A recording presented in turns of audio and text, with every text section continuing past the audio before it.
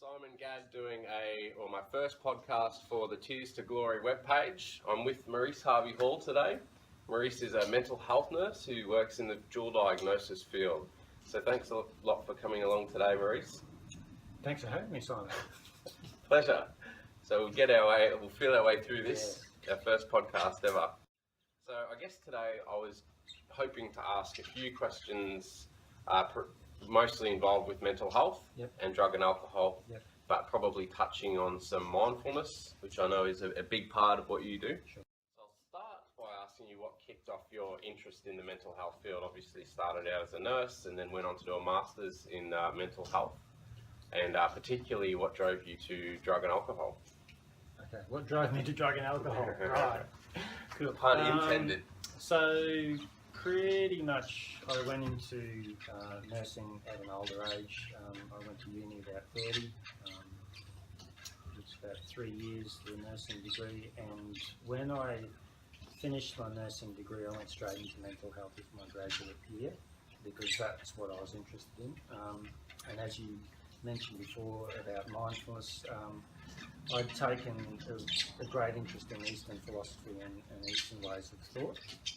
So the idea that I had was I was going to bring Eastern concepts to Western nursing, and in regards to Eastern concepts, I found that the mental health arena would probably benefit more from that than, say, the general side, and that's just about working with the mind, basically. So I was really interested in mental health, so I went into that area for a period of time.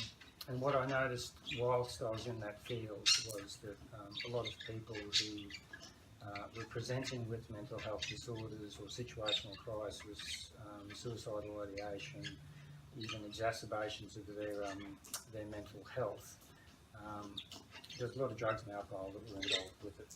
So is that 80%? We're looking at 70 to 80% of people within the mental health service have a dual diagnosis, so there's a comorbidity of drugs or substance use that's associated to mental health disorders. Now, there's a tricky one there. They go, what, chicken or the egg, what came first? And I'd have to say that they both support each other on an equal basis there. So some people self-medicate because of their mental health, so somebody might feel depressed, use alcohol to get rid of that depression and anxiety, but which then in turn further creates more depression and anxiety from the withdrawal of alcohol. And on the other side, people are highly stressed. Cannabis creates a relaxing, euphoric type of feeling, so that gets rid of that, but in turn creates its own anxiety and stress.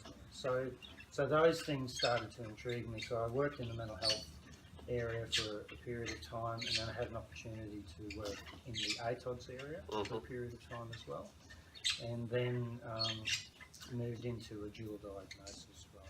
So, and then trying to really, which really intrigued me, and to go, right, well, how do we work with this?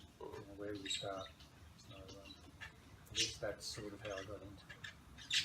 So with Eastern philosophies, how's that working out? What are you finding in regards to the mentality of people in the Western model, which you're working in, and you bring in? Yeah. So initially I was quite wary of it, and I thought, I'm going to be groundbreaking stuff here. People are going to, be pushing me out the door saying, no, this isn't acceptable. But I was really fortunate that when I came into the field that there'd already been a lot of work done from Western psychology, integrating Eastern concepts into Western psychology. And one of the things, and I was really fortunate, at the time there was a therapy called acceptance commitment therapy, which is what they call the third generation cognitive behavioural therapy. And it was based on mindfulness. And what you'll probably notice more and more of nowadays is there's mindfulness-based therapies, and that's what acceptance commitment therapy, or ACT, was. So there was starting to become a bit more of momentum and acceptance about that, whereas when I probably looked at it 10 years before, it was considered a alternative view, Yep. you know, and really quite shunned by conservative mainstream Western psychology. And mindfulness is making massive waves at the moment. It's huge, and not only within, I guess, the mental health sector, but business, Yep. Within sports. Yep. You know, you and I are avid sports goers and exercise, and we've had many conversations on how we utilise mindfulness and how it can be used to strengthen and enhance performance in any area that you apply it to. We have had many discussions We've about had many that, discussions about and that. I've always sort of And there'll thought- be many more to come as well. I don't do mindfulness. Like I've done so much mindfulness work with you and other trainers, and I've just sort of thought, I don't get this. Like I do this anyway, sort of thing. Yeah. And I think a lot of people find that they actually do that themselves as well. That they're practicing mindfulness without even being aware of it. Yeah. Getting back to what you're saying about I can't get this mindfulness thing. Well, you actually do it every day. It's just you may not be mindful of your mindfulness, Yeah. and that's the conversation. Because mindfulness is about consciously being aware of something that is happening. So, When you move past the or break that barrier of thinking mindfulness is meditation, we have to sit down like every single day. I picked up a lot of really good things from mindfulness, especially just like stance and posture, to stand in and being conscious of your posture and taking that time to just do 10 seconds worth of deep breathing during the day. I found that challenging, like almost as if I had to set about 10 reminders on my phone, which is another distraction, to remind myself to just stop and do 10 seconds of really deep breathing or 30 seconds of deep breathing. Yeah. But on the days that I did actually put that into practice, it was really beneficial.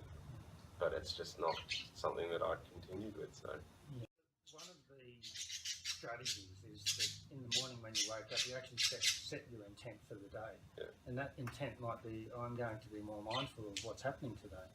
So what you might find is that you might find that you're aware that you're in the moment maybe once or twice a day. Okay? But the more that you practice that, then you might find, well, I was in the moment 4, 3, 4, 5, up to 10. You know, so even for me, who's been practicing mindfulness for you're at stage 10 Buddha. well, that's right. And, you know, Mindfulness. as I levitate from, You're like Goku. You just from Dragon Ball Z. So even for me though, I probably notice myself out of the moment more than I notice myself in the moment. But I'm still noticing myself, and so I'm still being mindful of it. And that's, you know, and I think that, you know, as we move through these conversations in regards to drugs and alcohol, how mindfulness can be really beneficial. Well, it's a beneficial skill in every part of your life, but especially within drug and alcohol and substance use, and how then it affects our mental state as well. When people talk about mental illness, what classifies a mental illness? Like, everybody experiences anxiety and fears and shame and guilt and whatnot, but what exactly classifies us as what's a normal functioning person? Like, how do you even define that sort of thing? So the word normal is only a perception, really. So, you know, you and I could be going down to a boot camp type of situation on a regular basis, and that type of behaviour that people exhibit in a boot camp would be considered normal to that group. Yes. However, for somebody who would maybe be sitting on a computer playing games for 15 hours a day, that would not be normal. Not to someone who likes to go to boot camp. That's exactly right. Whereas to the computer group playing World of Warcraft, yes, that's entirely standard 22 behaviour. hours playing, you know, Warcraft would be normal to them. You know. So a normal, I guess for me, a lot of people that I've worked in the past, they have this dream of them just being normal people, and like, what is normal sort of thing? But to them, normal is John Citizen, white picket fence, go to work every day, got a nice car, you know, just a normal person sort of thing. So is that normal, the Brady Bunch lifestyle? Is that like the common perception of normal, or is that just, again, a subgroup? And once again, it's a subgroup, so we need to be aware of this thing called subjective perception and reality. Okay, so which is probably another conversation that we can certainly go down later on. But it's when, I guess, trying to get back to your question in regards to mental health and mental illness and stuff like that. So there's a category of mental disorders, and mental disorders are categorised either by the DSM-5 or the ICD-10. So there's an actual book out there that puts people into those categories and labels them in regards to symptoms that they present over a period of time, and they go, right, this person's got this, or this person's got this. That is taken to, I guess, the really pointy end of the stick, where it actually affects your functioning throughout the day, that it then becomes a disorder. Right? Up until that time, it is something of a, I wouldn't necessarily say trait, but a group of behaviours and a group of symptomatology that affects you in a way that I have anxiety, or I have depression, or I have these periods of mania, things like that. So, but not forgetting that all of these things are all natural emotions and states that we feel on the spectrum of emotions and states. It's just that if we're moving further and further up one end of the spectrum, or further and further down one end of the spectrum, then it can start to really affect our functioning, global functioning, with not only us, but how it impacts others too. You know? And that's where medication can help, and that's where psychotherapy can help, and talk therapy, but just getting out and about, and even, and that's where addressing those things can help. The other way that people choose to deal with that as a strategy is to use substances. And when we look at substances, each substance has its own pathways neurologically in the neurochemistry about it that makes us feel a particular way, and we go down that pathway to feel that way, or to take away the pain, to escape from reality, to forget, to obliterate, to take us to another state of altered consciousness, whatever reason that is for. However, as long as the drug takes us out of that state, it doesn't actually get rid of the stressor or the problem. So when the drug's out of the system, then we come back to the reality that we're in, and then what do we do with it? So a lot of people choose to continue with that strategy until it burns them enough where they go, I can't do this anymore. Or other people go, well, I've done this enough, what's another healthier way, or a less risky, less harmful way? And that's that harm minimisation approach that we also talk about.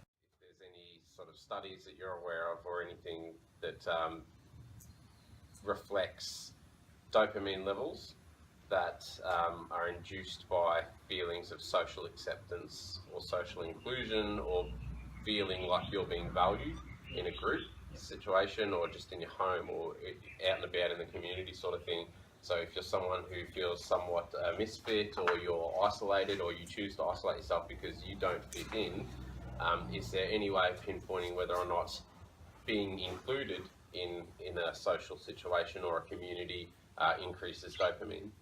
All right, so I think the first thing that we need to acknowledge there is, what is dopamine? So dopamine is a neurochemical that gets produced by the brain and the body, but mainly by the brain, in regards to survival and safety. Okay, but it's also part of the reward pathway, and it's so in keeping us alive, and its survival is its main process, but it also is the neurochemical that represents joy and meaning in our lives as well. And so if I eat a piece of chocolate cake, which I love, Black Forest gâteau with some lovely cream and in the cherry, so even just thinking about that for me increases my dopamine.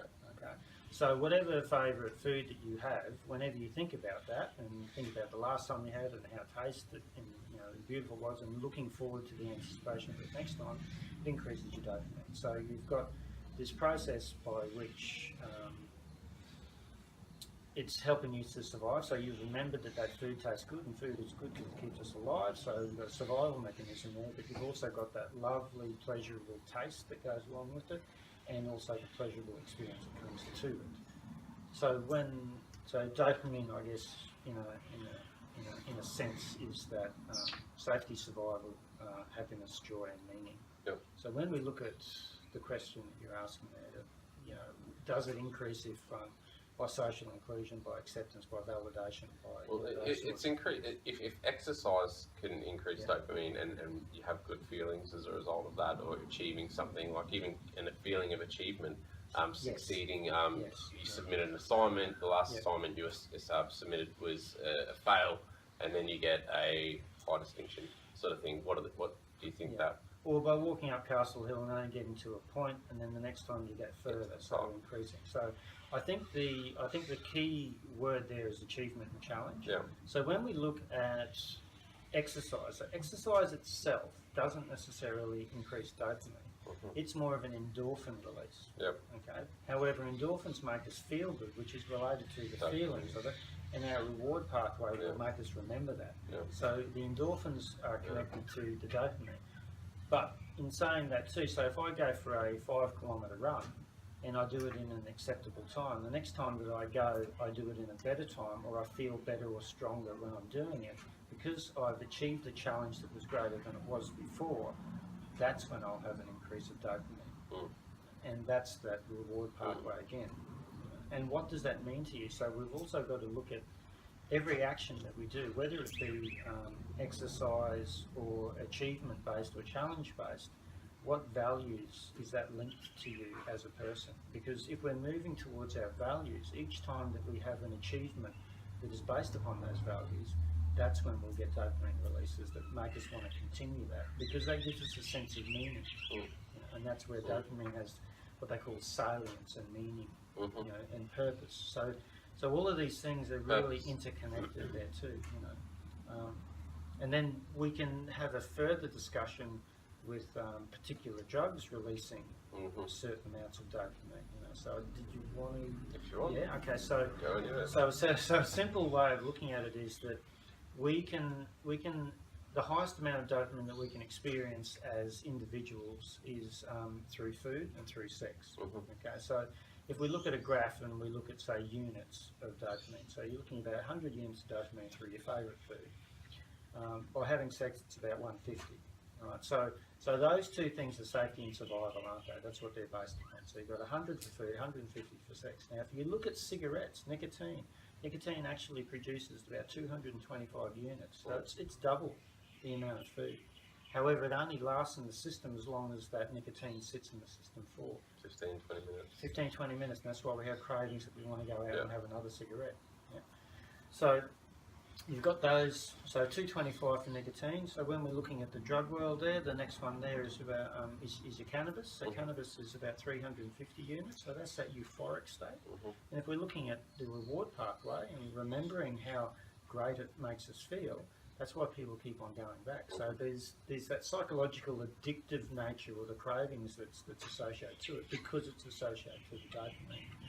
After cannabis, then you're looking at cocaine. You're looking at about 450 units with cocaine. And then you've got the big boy, the big methamphetamine, the ice, Pookie's in town, I think is another way of describing it. We're looking at 1,100 units of dopamine now. However, when we look at that too, we've only got a certain amount of dopamine within our system per day. Okay.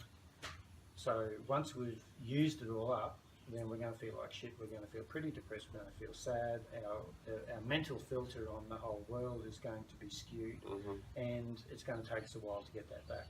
And if we constantly hammer ourselves with these drugs, we're trying to get that feeling back by going back and using by going back. But it's like anything with tolerance. It's like if you ate chocolate cake every day, you're not going to enjoy it as much as you would if you only ate it maybe once every 2 weeks. So and that's a thing called neuroadaptation, neuroplasticity, downregulation, upregulation. That's something else that we can obviously further talk in our more upcoming podcasts as well. So. All right, we'll jump on to, I was curious, I guess, in asking about the social inclusion element. For Tears to Glory, what I'm wanting to do is try and help people. It's not just get out and increase dopamine or levels for through exercise, but also getting out and meeting new people, or being involved, or not being afraid to be seen out in public, sort of thing. And I think you've mentioned before a guy in the USA who helps people go through triathlons or? Yeah, so there's a guy called Todd Crandall, and he created he's actually got a residential rehab, but he created an organisation called Racing to Recovery. That's on. Yeah. And Todd Crandall himself, he was a big alcoholic. He used to smash himself on cocaine and whatever drug that he could find. And he remembered that he, as a young fella, he'd sit down watching the Hawaii Ironman when it was on television. And he said to himself, geez, I'd really like to do that one day. But all of these times that he ever watched them, he was in his drug-fueled state. So, obviously I can do that whenever I'm smashed off my head. And he went through the process of addiction and destroying his life as well as many other people's lives until he got to the point, I think he actually spent some time in prison. And then he got out of prison and went, I can't do this anymore. Like, I've really got to do something. I mean, how do I change my life? And so what he found was that he started to get back into exercise. And the endorphins and the dopamine, the encouragement and the achievement and the challenge and everything that came from that, he used that as his drug. Because when we're looking at substance use and addiction and dependence, it's not about just giving up. Because we give up something. We go through the process of grief and loss, but we also, every behaviour has a purpose. So even our drug use, our substance use has a purpose to it. So, we constantly talk about, right, what are the reasons why someone's using? And everyone has different reasons, even though they're quite similar. Everyone has their own individualised reasons why they use. So it's not about giving something up, but it's more about replacing it with something with less harm.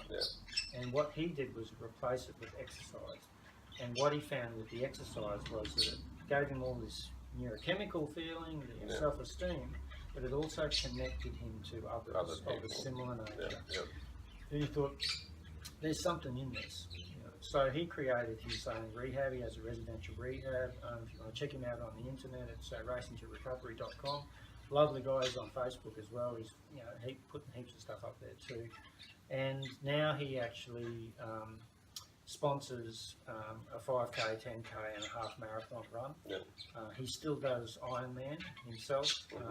People have gone through his residential rehab, and he brings the families in, and just the way that he's done it. So it's about reconnecting with things that will keep you away from that use, and addressing that in a way, but also using physical exercise. And I think that's a great idea with what you're going to do with people and what you're offering people is getting that sense of self, that self-confidence, the physical aspects, because there's a rush in exercise, and we all seek it, even though there's that pain, but use that pain in service for achieving the goal.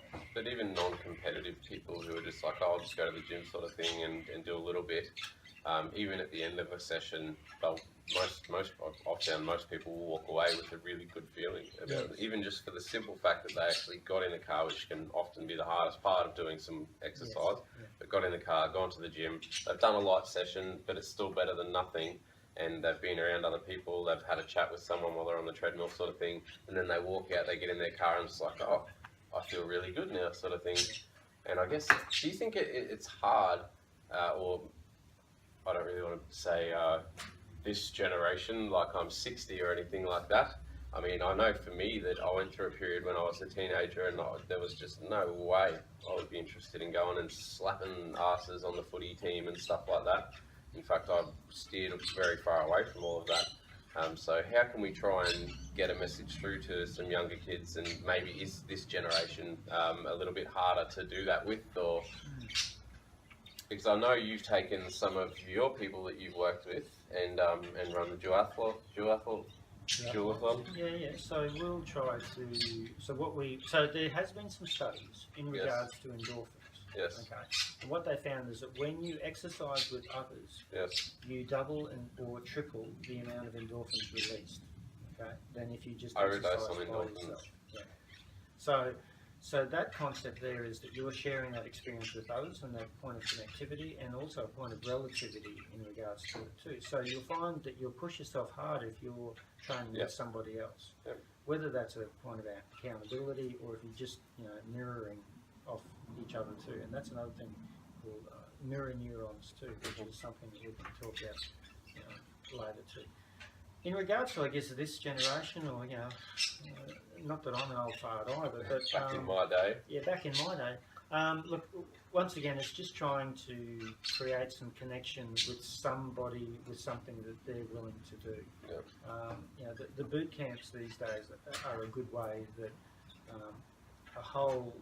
there seems to be a whole wide age group of people will get into. So that's just classic exercises, but done in a group type of environment, and if you can get people into teams or partner up, then they're not only doing it for themselves, but there's consideration of others there as well.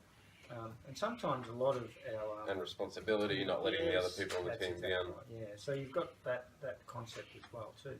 There's that element of competition, but there's also the element of cooperation. Yep. And empathy, so feeling someone else's pain as well, and what can they do? Can they encourage them, and bring them along? And you find that reciprocated, that encouragement too, which then builds people as well. So it'd be just about connecting with people with something that they'll do. We take people mountain biking. Mountain biking is a great mindfulness skill as well. It's about being in the moment, because if you're not in the moment when you're mountain biking, if you're enjoying the scenery, which is beautiful scenery around here, you're going to go over the handlebars. You need to be placing your eye on where your wheel goes. Your heart rate, your cadence, your gearing that you're in. Yes. Am I feeling lactic acid build up in my legs, or is it my lungs that are really suffering? Am I sweating too much? Am I drinking too much? There's so much of an experience that you can notice when you actually notice it. Because when we go on autopilot, we just take things for granted. And that's where we miss out on a lot of our day, is because we're in autopilot. Yes. People say, "Oh, I'm just bored. There's nothing to do." Well, maybe even if you just focused on your breath, you'd realise how much of a perfect piece of nature you are. What does the future hold for drug and alcohol in Australia, or addiction? Wow. It's a big question, Simon. It is. It's an open question. Well, look, I think drugs and alcohol are always going to be there. Yep. It's about being aware of what we're using, how we're using it, and why we're using it, and how it affects ourselves and others. Okay. So what are policy implications? I think there's a really good ad on television at the moment. The sloth ad? No, not the sloth ad. Pass the salt? No, I haven't seen that one. But it's in regards to alcohol and what's your relationship with alcohol. And they're actually using the word relationship. Yep. Okay. So I think it's about if people, policymakers are going to put stuff out on the media and create awareness around things, then they need to be aware of the language that they're using and where that actually takes. Or the study or the knowledge in the field. Exactly right. And handing over the reins a bit to the people who have spent the time in the field. That's exactly to have involvement in it. Yeah. And we're getting technology, and we're getting smarter. There's a lot of synthetic drugs out there. We've got the internet. It's a global society these days. So it's not hard to get access on particular substances. A lot of our substances are legalised anyway. Yes. But it's about having the education and the awareness of what these things are actually doing to us, and having that education and awareness available it'd be great to see them available to kids at a younger age, but not forgetting that the learning doesn't just happen at school. The learning is in the home, so it's about getting that information across to people in the home, having those parenting, tough conversations. Yeah, and maybe raising the issue. That'd be really good. Yeah. All right. What's the history then? What about the history of drugs and alcohol? How long have human beings, indeed, how long have animals been using drugs for? Look, there's an interesting little video by our mate Jason Silver. Yes. And he talks about basically altered states of consciousness. Yes. Okay, and we're constantly looking for an altered state of consciousness. And whether that's through visiting a new place, going and doing something new, going overseas or going on a holiday, there's those ways that we can visit new places within the mind as well as physically. But what substances allow us to do is to visit those places within our internal reality. Yes. Okay.